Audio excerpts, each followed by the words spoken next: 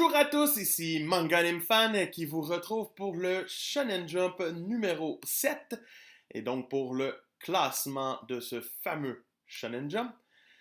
Un Shonen Jump qui verra une fin de série ainsi que l'annonce de 4 nouveautés à venir. Donc, beaucoup de changements dans le Shonen Jump à partir de maintenant. Donc, sans plus attendre, c'est Manga Anime Fan, Entre Manga, qui va vous faire le classement. Et donc, gênez-vous pas pour vous abonner, liker, commenter et dites-moi comment vous trouvez le classement. Sans plus attendre, passons au hors-classement cette semaine. Cette semaine, on retrouve en couverture et en page couleur Dr. Stone pour une autre fois. Une très belle page couleur d'ailleurs. Par la suite, il y a aussi Black Clover qui se mérite une belle page couleur. Elle est vraiment jolie. Pour une page couleur un peu plus normale, allons du côté de Magu-chan, God of Destruction. Sinon, nous avons aussi une page couleur pour le chapitre spécial de Kimono Jihen. Donc, pourquoi pas, c'est toujours sympathique. Et bien sûr, le nouveau one-shot spécial, Vatu les Pepe, ça mérite aussi une magnifique page couleur. Donc, c'était les pages couleurs de cette semaine. Maintenant, passons au petit moment triste. C'est le temps de dire au revoir à Mori King. Bye bye Mori King, 35 chapitres de pur n'importe quoi.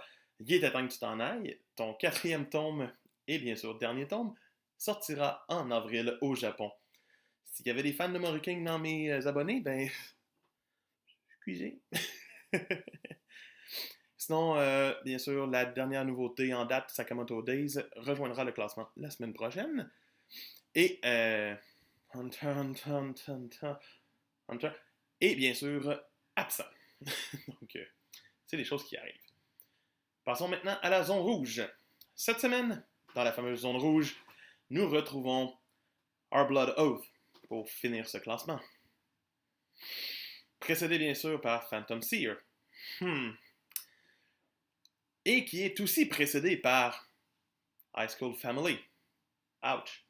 Les 3 plus récentes nouveautés, autres que Build King et Sakamoto Days, sont la fin du classement. Ça va pas super bien. En 10e position, c'est Undead Unlock, qui peine à trouver son public, on dirait, au Japon.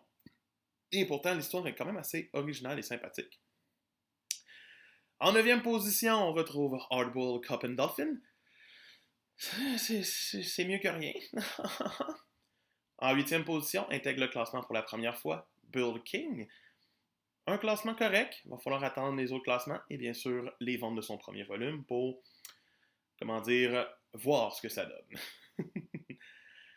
En 7e position, c'est Ayakashi Triangle, qui aime se tenir dans ce coin-là, donc c'est sympathique pour lui et pour nous.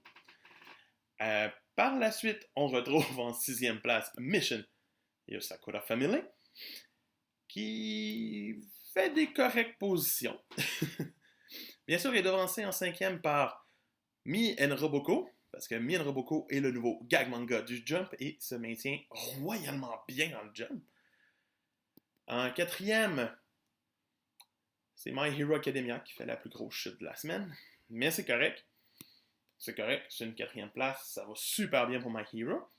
D'ailleurs, il est devancé par la médaille de bronze. Marshall s'amuse avec sa médaille de bronze. En 2e place, en profite encore une fois, probablement grâce à son animé, Jujutsu Kaisen. Pourquoi pas? J'aime ça, moi. Et bien sûr, reprend le digne trône qui lui revient avec le chapitre de la mort, qui est le chapitre 1001. C'est One Piece. Wow! C'est tellement un beau top. Sinon, voici maintenant les informations pour le Jump 8, 9, 10 et 11 à tour de rôle. Donc, pour le Jump numéro 8, la couverture et les premières pages couleurs reviendront à Nigejozu no Wakam Gimi de Yusei Matsui, à qui l'on doit bien entendu Neuro le Mange Mystère et Assassination Classroom. J'ai vraiment hâte de voir ce que ça va donner. Reste à voir, c'est une série qui aurait tendance à être historique. Donc, c'est les informations qu'on a pour le moment.